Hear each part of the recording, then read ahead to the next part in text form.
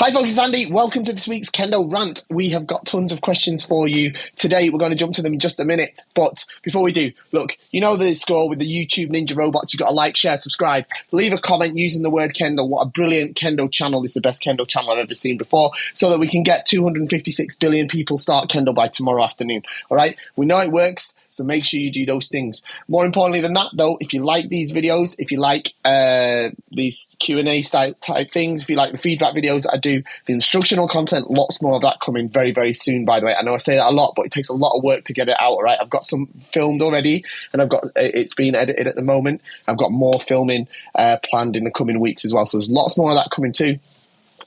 Analytical content as well. It's all coming to you free of charge, all right? We don't charge you a subscription. There's no membership fees. There's no charges for subtitles, nothing like that. All you have to do to support this channel is shop at KendoStar.com. Now, it's a win-win because KendoStar is the best Kendo equipment website in the history and future of mankind. Now, of course, I would say that, all right? Of course, I would say that because I own the place. But it's true. Everyone agrees with me, all right? So shop at KendoStar.com. All right?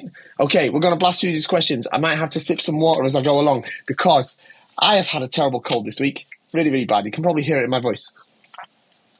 It's pretty awful. Pretty awful, all right? I'm losing my voice. I've been coughing. I've been blocked up. Sort of sound like Kermit the Frog, whilst at the same time, if he was like a chain smoker, smoking 50 packs a day. I don't smoke, by the way. Never have. Sounds like I do. So I might clear my throat every now and again like that as well, so apologies in advance. But let's jump into these questions. First one, hello Fish Sensei, why do kids start the classes already wearing the door, but the adults don't, in Japan at least? In my dojo, the adults put on the Borger after the kata practice. This is in regards to students who already own the full Borger and not to new students, thank you. Okay, so that's a dojo-specific thing. It really depends. That's not like unique. I mean, it's not a standard thing. That's something that is dependent on the dojo. My guess would be is that the kids probably don't participate in the kata practice if it's like a regular thing. I'm not seeing many dojos where kids tend to do kata practice like regularly. They might do it like before grading or something like that, but they don't tend to do it regularly. And it might also be that the adults don't join the full keiko with the kids with the Borger on, right? They don't actually wear the Borger until later on, but it's really dependent on the individual dojo. Okay, so that just depends. Hello Fish says, I'm pretty new to Kendo, around 1 year of training. I'm getting ready for grading in November. When doing, I think a few of these submissions are from the same person that might be in Japan. So I'm still pretty new to Kendo, about a year of training, getting ready for grading in November. Great. When doing Jigeko and when I get to Tsubazeriai, my sensei stresses that I in particular strike my opponent's men and only men almost immediately during the whole round. I'm a little confused by this because I feel like I would be missing out on aspects such as how to read my opponent's moves and practice counters and defense and that I will become predictable. Okay, that's understandable, right?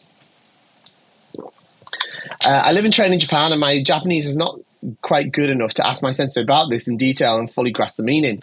I'm positive my sensei knows best, but wanted to hear your opinion on why I should train in this manner. Thank you very much. Because at this stage in your Kendo, you're still very new to it, all right? The things you're talking about, they are indeed important. They're sort of being able to read your opponent's moves and practice counter and defense, stuff like that. But it's going to come a little bit later on.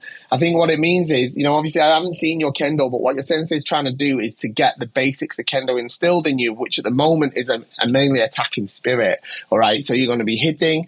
You don't want to be messing around, wasting time in Tsubazeriai, man. And if it doesn't hit, then man, this is basically how you raise the first few years of Kendo out of somebody. It's particularly popular with sort of youngsters, with children, adolescents, but in your case, it can be with adults as well. You don't need to be worrying too much about sort of tactical stuff just yet. I think your sensei is trying to get you just get to grips with attacking without reservation, decent quality of basics, and the ability to strike and then make a follow-up strike straight after is what my guess would be on that. Okay, I would trust in the process. Okay. Hello, Vincenzo. I've seen some people attach an omamori charm to the inside of their door. I was wondering if there's any rules or only certain omamori you can use. Is it something you can wear during any class? So omamori is it's like a little charm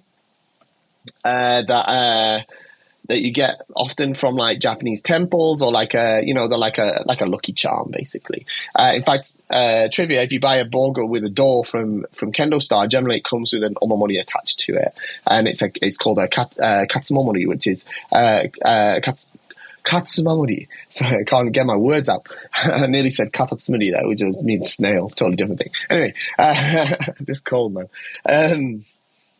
And that's like to help bring victory. Okay. Now there's all different ones you can get, and it doesn't have to be an omamori. There's no rules to it. It's just a personal thing. Nobody can see it, so no, you can have whatever you want attached in there, right? As long as it's nothing like if it's like something that's going to jingle or something and make a distracting noise, that's a bit different. But with regards to omamori, you can have whatever you want.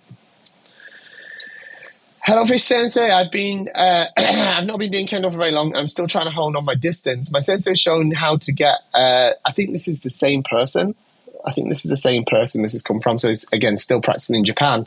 My sensei has shown how, and when you get to the point where you and your opponent's shinai's nakayui meet, you are within the right distance. Do you have any other way of gauging distance or any other advice on it? Do you think it matters much depending on an opponent's height or reach? And how about when sparring with a child who has a shorter shinai? Thank you. So I think for the stage that you're at, the sort of nakayui, which is the leather part that goes around the sort of 1/3 down of the shinai, I think that's not a terrible place to gauge it for the beginning. All right? But it's not a great long-term solution, all right? Now, for now, I think you should stick with what your teacher is saying. But for the people that might be listening to this, I think the best way to think about distance isn't actually to think about the shinai, the size of the shinai, how much they're crossed or anything like that. What matters is the distance from your left foot to their left foot. That's actually the distance. Because it doesn't matter how much your shinai cross. It doesn't matter how far you put your right foot out. If your left foot and the distance between your left foot and their left foot remains the same, you can't leap any further. Okay? So the distance is essentially the same. This is something you'll come to understand as you practice Kendo over the coming years. All right, you talk about that everyone, depending on height, reach, and whether it's a child's flat. These things are all factors in it. Of course, they are. And everybody has their own what's called uchima. Yeah, it's their own hitting distance. Yeah, the isoku ito is not the same for everybody. You have your own one, but what your sensei is telling you is sort of a kind of very generic idea, just whilst you're still in the early stages to get you off the ground, if that makes sense. Okay, next one. This one came to me by email. I thought about saving this for the Kendo Show Early Access Group questions for the next episode of Kendo Rant, but here goes. Okay, I'm sorry. I'm going to need some more water on this. I'm truly sorry about this, guys. I almost cancelled the show today, but I definitely wanted to bring it to you. So please do forgive me on the voice and the coughing. All right, I'll do my best. All right, I'm sorry about it. Okay, would you consider making an amalgamation of the Sentinel and Pror sets? Maybe even call it the Vanguard Senator, if you like. I'm not sure that's got the right connotations, but yeah, to quite naturally marry the names of the previous sets and to carry on with the theme. With many of the popular features of the Sentinel, such as the double gunome pitch or stitching in the mendare and the diagonally cut tare side panels with added genuine izome deer skin a la Pror for that little added prestige, I'd get one. P.S. Offering the white-coloured Yabane option or on some or all new premium sets on KendoStar would be nice. Is this something you might look to add? And another nice small customization option for the made-to-order sets could be a choice of colour for the KS tag from a small number of available colours from the tag and or lettering. Okay, so we have already made an amalgamation of the Sentinel and the Pror. Okay, that's the good news. And the even better news is that it is a fantastic, amazing, beautiful Borger set that is completely made in Japan called Koten. All right. Now it sits at a somewhat higher price point than the Preto. All right. But it comes included with a bamboo door included with it. It's a fantastic set. And it is exactly what you mentioned. All right. It has the design features of the Sentinel. It's got the double gunome mendare and on the tare. Looks so good. But it's got the full deer skin reinforcement. It's got the yabane options on there as well. It's nice. It is nice. Gotta say. All right. About the yabane options on the other premium sets, I'll think about it. I don't think that's necessarily a bad idea. I'll look into that. All right. It seems like a simple yes or no thing. It's not quite that simple, but yeah. All right. I'll think about that. About the option to have a choice of color for the KS tag. That's not possible. I mean, it theoretically is, but there's two main things why I won't consider that. One is because our KS tag is manufactured in large quantities, all right? Because we manufacture and sell lots of Borger, okay? And secondly, the second point is that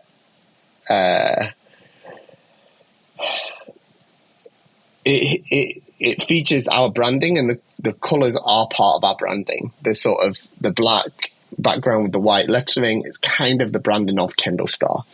I know we've had a couple of special edition sets, and I know that on the Kendogi we use a different coloured system, but that's a little bit different. It's a little bit different.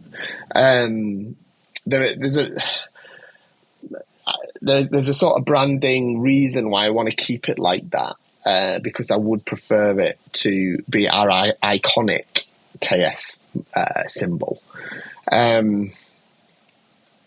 But there's a logistical issue in there as well, in that we'd have to then start making all different colours of tags. They've got to be kept somewhere. They've got to be properly monitored in terms of stock levels. It's a lot of stuff for something that I'm not too hot on as an idea, if I'm honest with you. So sorry about that, but that's sort of where I sit on it.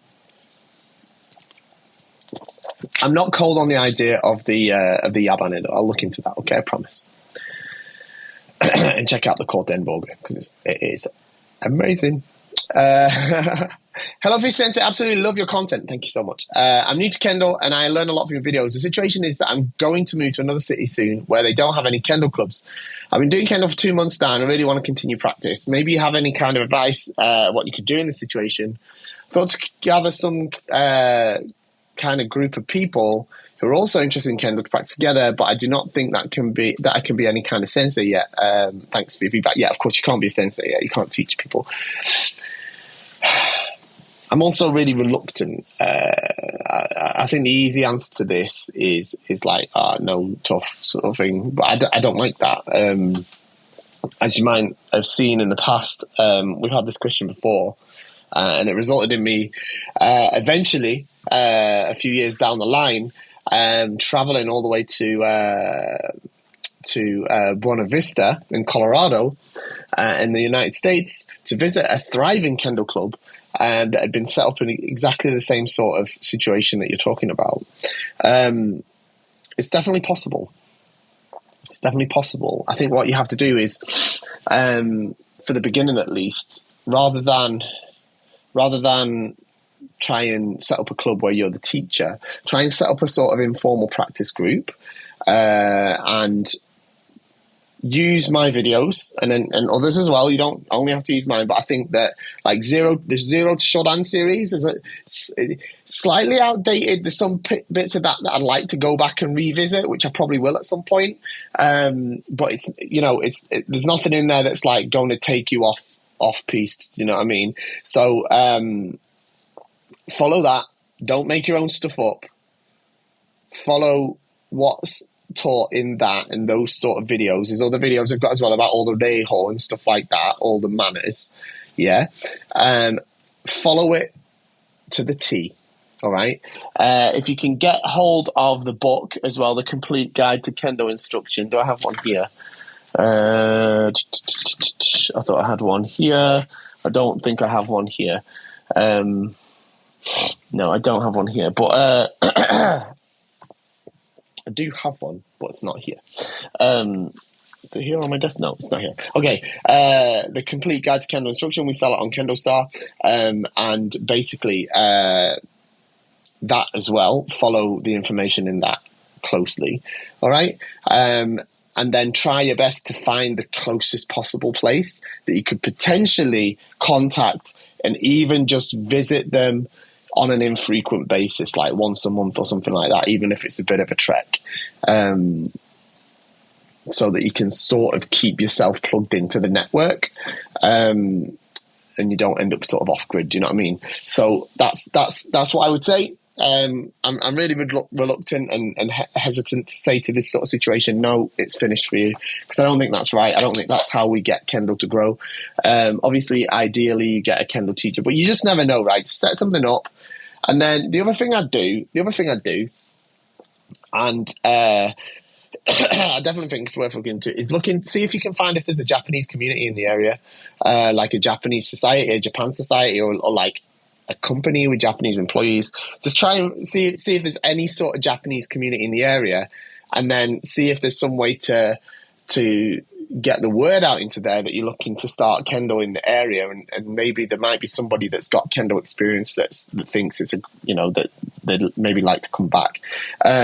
It's real surprising. All right, I live in a really rural village in the northwest of England, okay? I don't live in London. Lots of people think I live in London. I don't live in London. I'm a long way from London. I live in a very small village north of Manchester, but even from Manchester, we're like an hour and a bit away. I'm closer to Scotland than I am to London, let's put it that way. And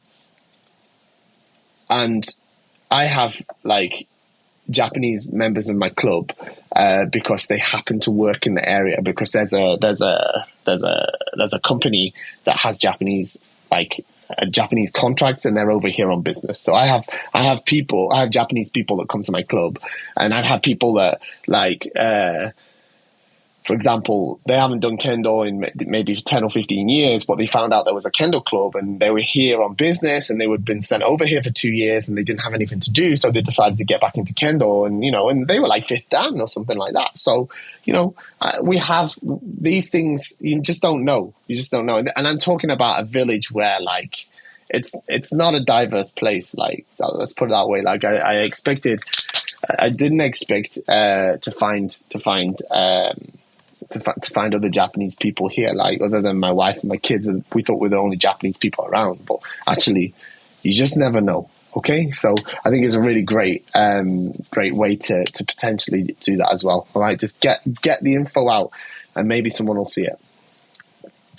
I have no idea how to push off with my left foot. No matter how hard I try, I leave with a tight foot and calf, and the teacher telling me to push off more on my left foot. What can I do to increase the push off?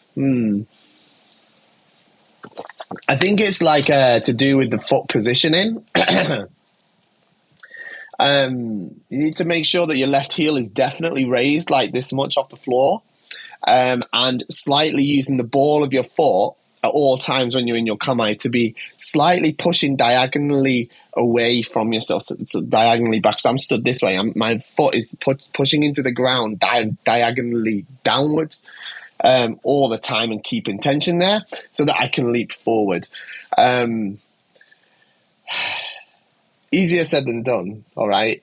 But I think it is a case of that, and then it's a case of practice, okay? But that's definitely. I think what a lot of people also do is they get caught in this idea of doing fumigomi by stepping out with the right foot, when really it's a leap forward with the left foot.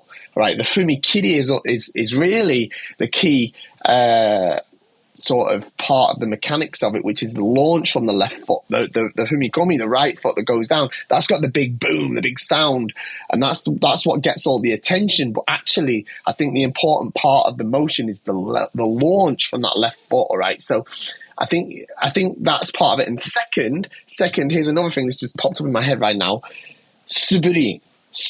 All right. When you're doing your suburi, really focus on not stepping out with the right, but push your right foot out with the left. Now, I'm not talking about stamping here. I'm talking about suriashi, but make sure you're pushing the right foot out with your left and then drawing the left foot up quickly. Spam like that. Slam that way. Push and come this way. Yeah.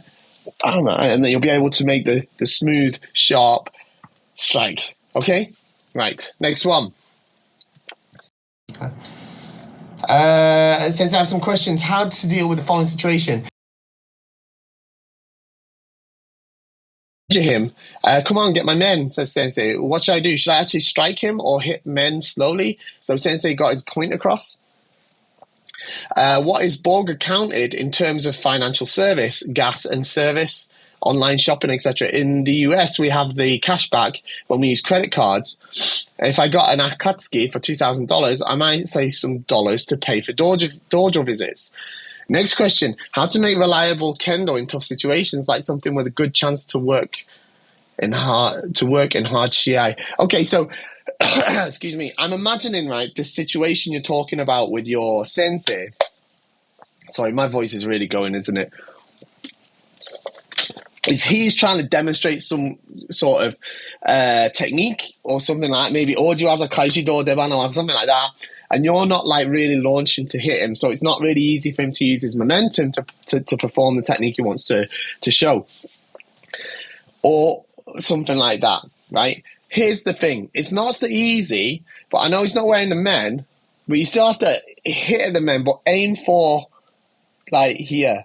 But you still can hit fast, all right? But don't hit his actual head. Don't hit his head. Just hit above his head, all right? But still move normal. Man, this way, like you might do, all right? And just be mindful of what you're doing. Don't, like, drop out all your senses, turn just pale white in your head and just launch yourself. Watch what's going on. Make sure you don't poke his eye out or something like that. But still have some sort of sense of realism in it so that his point can be communicated. In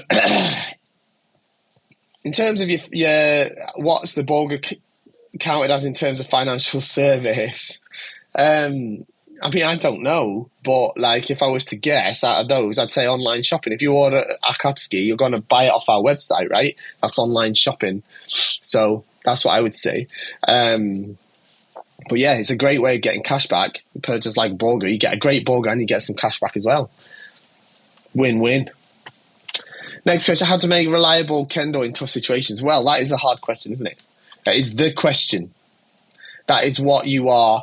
I think that is the subject of the 8th Dan exam, is to prove that you're able to make reliable Kendo in tough situations. It's hard. It's very hard. And it takes practice and more practice and more practice, which will give you confidence in your ability in order to retain some level of, like, I want to say calmness, serenity, sort of relaxation during that intense moment. Yeah, that's the only way. There's no like, okay, well, what you want to do is before you match, pull this finger 3 times and then touch the back of your ear and you'll be fine. It doesn't work like that, obviously, right? It's like, it's going to be a case of just grinding it, you know? When are you coming to Melbourne for Kendo and cocktails? I'd love to come to. I've never been to Australia. I'd love to come. I'd love to. Yeah, I'd love to. I've got lots of friends in Australia. And yeah, I'd love to go there at some point. Dear Sensei, could you please give an explanation on titles in Kendo? Renshi, Kyoshi, Hanshi, from a practical point of view. How are they awarded or achieved, and what do you expect from such distinguished Kendokas compared to the same downgrade without a title? Thank you and all the best. So these titles are called shogo, and they are literally just titles, all right? Renshi and Kyoshi are done via like a panel, you apply to do them. You can apply for Renshi after you've had 6th Dan for 1 year. And you can apply for Kyoshi after you've had 7th Dan for 2 years. Hanshi is a bit different. Hanshi, I understand, is nominated, so you have to be like nominated to get it. Generally, I think you have to have had Hachidan for 20 years as well. So yeah, but I don't think it's like Renshi and Kyoshi where you like take a test or something like that. Kyoshi, I think there's a written test. I think you also have to submit it depends, of course. It depends on region, like on the awarding body. But Renshi, for example, if you do it through the All Japan Kendo Federation, like I did, then basically you submit a like resume of your Kendo history, and what you've let me set the camera right. What you have done to like help enrich Kendo, and then you also have to write an essay based off a topic that they give you, and it also has to like go through an approved panel, and then you get awarded it. I think the process is probably similar to Kyoshi. There might be a written exam. It depends again on the awarding body.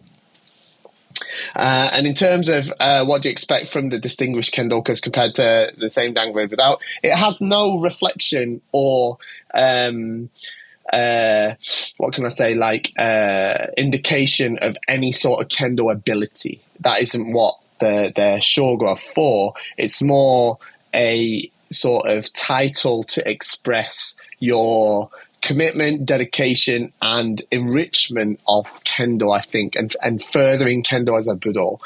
So it shows that how deeply you understand kendo and its key concepts, and how if you've done stuff to kind of help kendo grow as a budo, rather than like how good is your kirikaishi or how good is your men strike or your waza or something like that. It's very different in that regard to like the downgrades, which have obviously a technical examination, right? So yeah. Next one, hello Fish Sensei. I have a question regarding seme during jigeko. My preferred strategy is to open with a step towards my opponent and attempt men or kote strike.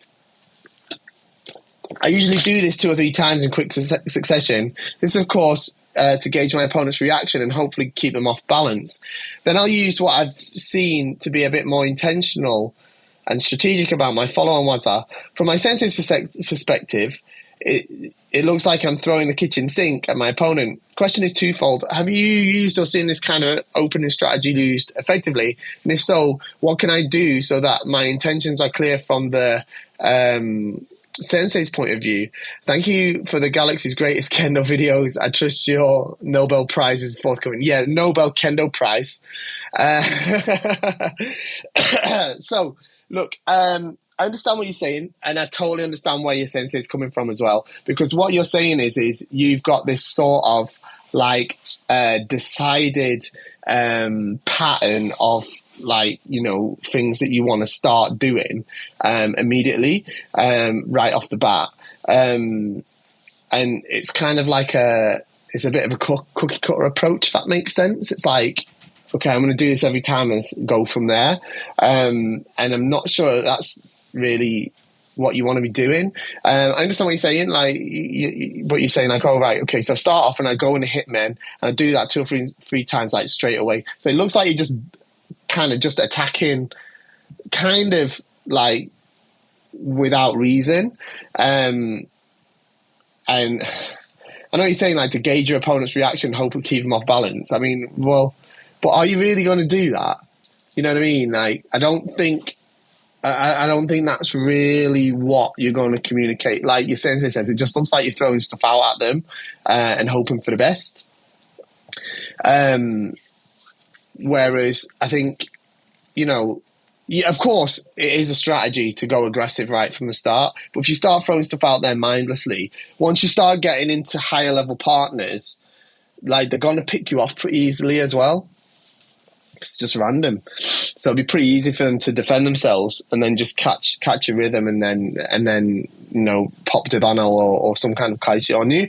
So I I think, you know, you can use it, but like, I wouldn't go nuts and do it all the time. I think you need to explore it a bit more. You need to be a little bit more kind of experimentational in terms of the way you're opening your cake with each person. Okay, how do they okay, if I start this cake when I go, you know, kind of nuts with throwing lots of waza out in quick succession with no real rhyme or reason, how are they going to handle that? Okay, right, now I know that I'm going to use that I'm going to let them think that's what I'm going to do, and then next I'm going to change the rhythm. Okay, that's fine. All right, next time, right, what happens? We know what happens now to do that. So what happens now if I don't do that, but from the start, I try a little bit more of a sort of aggressive approach in my shinai without actually attacking or something like that. Do you know what I mean? Like, I think you need to be a little bit more sort of experimentational with it. Dear Sensei, as a Kendoka and a YouTuber and gamer, do you think a full dive VR Kendall will be a thing? Do I think full VR Kendall will be a thing? I mean, it's not impossible to conceive of. Is there a demand for that? I don't know. Like, I'm not sure I like the idea. It's like it's giving me like Demolition Man vibes. Have you seen that movie? Like, so yeah, don't know. Probably not a good reference to make. Anyway, dear Fish Sensei, do you think the COVID rules for separation in Super ZEI? Okay, we're getting the red pen out. I'm going to start correcting you in a minute. Tayatari will be around forever, or will it revert back? I hope you and your family are well. I've been better, as you can tell from my voice, but otherwise it's all good. Thank you. Right, Tsuba ZEI is spelled like this, all right? Tsuba. What you've written here, if I was to read that straight in Japanese, it'd be Tsuba Sarai. So it's Tsuba Zeri. Tsuba Zeri is the word, all right? That's the word for you, okay? Tsuba Zeri. I'm getting strict here, right? And Tayatari. You spell that right, but I would spell it like, I'd put it as one word. But you can put it 2 words if you want. Why not? Let's keep it as 2 words, okay? Tayatari, okay. So, will be around forever. So what you're talking about is how the rules changed. They've got current provisional rules, all right? I think, well, I'll come back to that in a minute, right? There's currently provisional rules in place that say you're not allowed to stay in Super Zeri for longer than one breath, which is roughly 3 seconds, okay? There's a load of other rules that go with it about how you have to separate, when you're allowed to hit, when you're allowed to start stepping back in, when you're allowed to shout. There's all these things. I've got a video all about it, all right? So check the Kendo Show Tsuba Zeri video, the latest one that I did, all right? Because it's all about that. I'll explain everything in there because it's kind of hard to understand. There's a lot of grey areas. So I've broken it down into how it works and what counts as a penalty and what doesn't. Do I think it will revert back? I tell you what I think we should we should stop calling it COVID rules, okay, and just call it the new rules, okay? Because I do not think they're going away. I think they are staying, okay? They're not called the COVID rules, they're called the provisional rules, all right? People colloquially or, you know, informally call them COVID rules, but they're actually called the provisional rules, all right? And they are a kind of, yes, they were introduced as a kind of off the back of the situation in order to stop people, you know, order to help avoid the spread of infection. But they served another really important purpose as well, which was it gave the referees a tool to manage the shiai a lot better, to make the situation as it was with excessive subazeri and time wasting much more manageable. Now, that, at the time when it first dropped, I wasn't so keen on it, all right? Because I've got to say, when I was particularly competitive, especially in the later stage of my competitive career, I was quite reliant on hikiwaza, all right? It was one of my sort of don't want to say specialist techniques, because I'm not super amazing at it, but it was something that I relied on a lot to score ippon. Now, so when they started saying, okay, right, bam, no more Super Zeri, Which in the very beginning, it was a bit like that. It was like, right, you're not allowed to hang around in Super ZEI. You've got, as soon as you get there, you've got to do Hikiwaza or just separate. And I was like, whoa, why, man? Why you got to clip my wings? But, but then they modified it and brought in this 3-second sort of one breath type timing of it, which I think is a lot more appropriate. I think it's quite good, actually. I don't think that it's too short. It's just the right amount of time. It gives you enough time to look for a chance to hit. Now, of course, I think the problem is like abroad, we have this tendency to be a little bit sort of digital with it, and it's like, or binary with it, where it's like 3 seconds, 1, 2, 3, stop. You know what I mean? And not sort of look at the whole kind of, flow of the situation, which if you watch the Japanese tournaments right now, even the top level ones, it's dealt with in a sort of sensible way. Is the match being played fairly? Are they trying to immediately look for a strike or engage in shobu with each other from Super ZEI? And if they're not finding something that they're looking to separate quickly, fine. Is one of them trying to waste time? Then there's a penalty, right? This sort of thing is how it's really meant to be applied by the looks of it, from what I can see with the Japanese Shiai. No one's there with a little stopwatch going 1, 2, stop, penalty, like this sort of thing, which is how we tend to kind of be a little bit over here.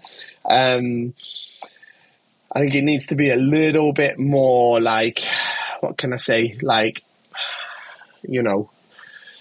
it's not interpretive because it's not up for interpretation, but it is in a way, it's discretional, right? It's discretional. I think that's the word I want. It has to be, you have to take in the whole situation. Is this it's not the referee's job to just butt in and mess with the Shiai all the time either, which is something that I think a lot of referees tend to want to do as well.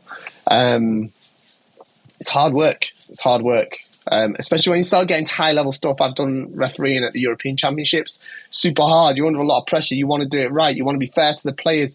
You want to make sure that you're fair to the other referees, because, the problem is if you make a call in a certain way, that can impact how the other referees are also expected to make a similar call. So there's a big responsibility, and then obviously you're going to come off the court and some Hachidan's going to be like, whoa, what you doing, pal? Or they're going to be like, oh, yeah, good job. And obviously you want them to tell you that you did a good job. And it's hard. I get it. And that's why I don't think it's very easy. I think it's very easy to criticize how Shimpan handles stuff. And I don't think it's something that you should really do if you haven't. And this is why I got a lot of backlash over the WKC, because I said I didn't want to start, throwing shade on the Shimpans that refereed at the World Championships, because I think on the whole they did a great job, and I've absolutely haven't understood experienced a tiny paper thin fraction of that world. I don't think it's my place to start saying, hey, they should have done a better job, because I can't be confident that I would have done a better job in their position. So yeah, that was a tangent. Anyway, next one. Hi, Fish Sensei. I keep getting bruises on my heels from what I'm assuming is improper humikomi. Do you have any pointers on how to overcome this and refine that nice slap sound in the process? Yeah, 2 things. It might not be a humikomi. It might be the floor that you're using. But the second part of your question makes me think it probably is the humikomi that you're doing. I think you are over concentrating on making a sound that you want to appreciate rather than doing the technique properly. Then you should just focus on launching from your left leg right, pushing your hips forward, keep your hips square, make sure that the parallel are not going up and down, right? And everything coming together all as one, rather than focusing on did I make that slap sound that I saw a Japanese policeman make? Yeah. You're going to hurt yourself if you do that. It's not about that. Yeah, it's not about that sort of just trying to make the big noise. So I would try not to focus too much on that. The sound is not the what can I say? It's not the goal. It's not the it's a side effect, for want of a better word. All right, the sound will come once you start to develop the technique. So focus on the technique and not on making the slap sound. All right. I'm not sure about the slap zone anyway. And I think the other thing you'll find is if you're watching some guy on YouTube in Japan, like some university student or some Japanese like policeman in some tournament, and their Fumikomi is like a thunderclap, right? You've got to remember, right? And if I don't know where you're doing Kendo or anything like that, right? But the floor where they're doing Kendo is probably not the same type of floor that you're doing Kendo on, all right? It makes a different noise. So bear that in mind too, all right? Bear that in mind too, definitely. Next, we're nearly there. I'm almost finished, all right? So just please put up with my croaky voice a little bit more, all right? I am really sorry about this. Sensei, I just purchased the Kachi synthetic hakama from KendoStar. Thank you very much. Now worn it to 3 practices, and it's the best practice hakama I've ever had. Light material, pleat lock, and perfect color. Buy from KendoStar first time or buy twice. There you go. You see, I didn't write this. I promise, okay? My question is about Borger care. I've noticed on the men of senior sensei the polish that comes from thousands upon thousands of strikes, and know that they can only come from many years of use. As a vanguard, and I love it, and I want to have it forever, and I hope my men will be polished one day too. I do my best to take care of my Borger, and I always put it on a rack to dry after every Jigeiko. However, I do notice it started to fade in spots where sweat tends to collect, especially along the waist of the tare and undersides of the mendari. Yes. How do you know when your Borger is aging properly or when it's wearing out incorrectly? Okay, so fear not, okay? Trust the process. Your Borger will age properly with use, all right? As long as you don't, like, leave it in the sun or something like that, like just under direct sunlight for, like, 12 hours. Listen, right, I'm going to go on another tangent in a minute, but let's talk about these fade spots that you're talking about. I think you will find these are not spots where the Borger is faded. It just appears to be faded. What it actually is, it's probably salt stains or salt crystals from where you have sweat against the Borger. And they're, of course, white, and it makes the Borger appear faded when it's not. Now, I've got a video on how to clean sweat stains off the Borger. And what you can do, get yourself a spray bottle and just fill it with clean water first off. And if you spray those faded areas and then just tap it with a damp cloth, right? It's that simple. I bet you'll find they'll sort of the sort of faded part will sort of revert to the color of the other parts of the Borger. Now, there are going to be parts of the Borger that are going to fade before others because they experience abrasion from general wear and tear, right? So, for example, the underside of the mendare, they're going to fade probably one of the first things because they're constantly rubbing on your shoulders, all right? They're constantly rubbing. The front of the tare obi as well, that the tare obi is also rubbing against the inside of your door all the time. So these areas often experience fading pretty quickly. You also start to see it sometimes on the fists of the kote. You won't see it on the vanguard that much because it's a synthetic deer skin on there that doesn't fade so much. But other areas like on the top of the men buton where it's hit with the shinai, the kote buton, this is kind of normal, all right? So don't worry too much about that, all right? But I do think that what you're talking about, where it's the places where the sweat tends to collect, it might be that it's just salt from your sweat that could be cleaned off. But as I say, if it's the underside of the mendare and the waist of the tare, they are also places that are rubbing against your body whilst you're wearing it. So it's natural for them to start fading first as well. So don't panic don't worry about it all too much, all right? Now, here's a tangent I'm going to go off, right? What you don't want to do is let your Borger get exposed to situations where it might prematurely fade, all right? So what I'm saying is you don't want to leave it out in the sun for like hours and hours and hours every single day, then it's going to prematurely fade. Or like, I mean, I've seen people that have done it where like they've tried to leave it in the sun, but they've left it in a spot where it's like half sun, half fade, and then just part of their Borger's faded. I've seen people do all sorts of crazy stuff, right? There's a thing in karate, right, where people, I know there's a bit of a meme in that where people get a black belt and then they'll like intentionally scrub the black belt to make it look more worn and sort of battered. I've seen people do that with their Borger as well, or like excessively wash their kendogi and stuff like that. So it looks like they've practiced loads and loads and loads, when really they've just been like trying to fade their kit. I'm personally not a fan of like wearing kit that looks like it's super faded and sort of battered, so I tend to try not to do it. It's one of the reasons that I wear the Kachi uniform all the time, pretty much, because it, like, the colour, like you said, is spot on. And it doesn't fade because it's synthetic, and from far away, and from reasonably close up, to be honest, it doesn't really look massively synthetic. It looks pretty legit. So that's what I've got to say on that.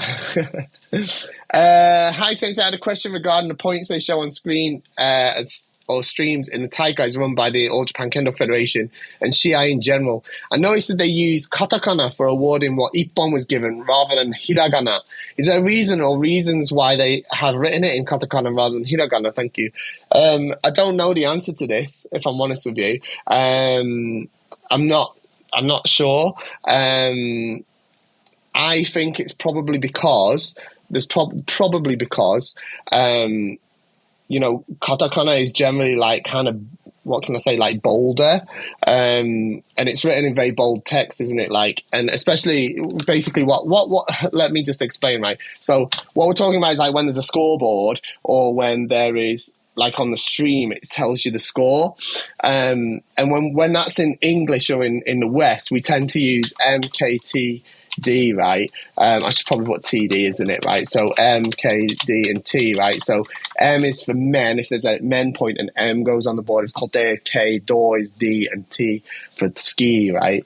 Now, if it's in Japan, then they use the katakana me, then the katakana ko. If I can get it to come up. Where is it? Where are you? There it is. Then they use the katakana do, and then the katakana tsu. Yeah, that's what they use. Now, what you're saying is, why don't they use the hiragana? Where's the hiragana gone? Hang on, I'm struggling with it. There it is. Okay, no, me, ko, do, and tsu. Yeah, why don't they use the hiragana like that? Okay, now, I don't know the real reason. All right, I don't know the real reason, but I think it's probably something that it wouldn't surprise me if they do it in other sports as well. It's not. I think we have this sort of slight assumption or misunderstanding of Japanese sometimes, that katakana is only for foreign words. Now, it is used for foreign words, but it's not only for foreign words. They use it to place emphasis on words. They use it for words that, like, maybe they don't know the kanji for, or whatever. And it's sometimes it's easier to pick it out in a sentence, so that, because if it's like it just makes it easier to read sometimes, I guess. And I think that using these is probably just a little bit easier to, like, simply recognize. I think possibly as well, there's probably other arguments that could be made. I'm sure nobody knows. I wouldn't say nobody knows, but I'm sure it's hard. I don't know, but I'm sure that it's not like one of these things that everybody knows the reason for either. I don't know. I'll ask my wife later, but I'd be surprised if there's a definitive answer on this question, frankly. I'm sure there's theories. You could say maybe, there's katakana that could look similar to other katakana, I guess, or maybe hiragana, could look similar to other ones. For example, this one looks a little bit like this one. For example, me and nu look a little bit similar, for example, whereas it doesn't in not that we'd ever use nu, right? But I don't know, right? I don't know the exact reason. I'm just sort of speculating now, right? But it's true that they do use katakana for the most part. Maybe it's easier to write as well. I don't know. I don't write Japanese so well, so I wouldn't be able to really attest to that. But not with a pen, I mean. So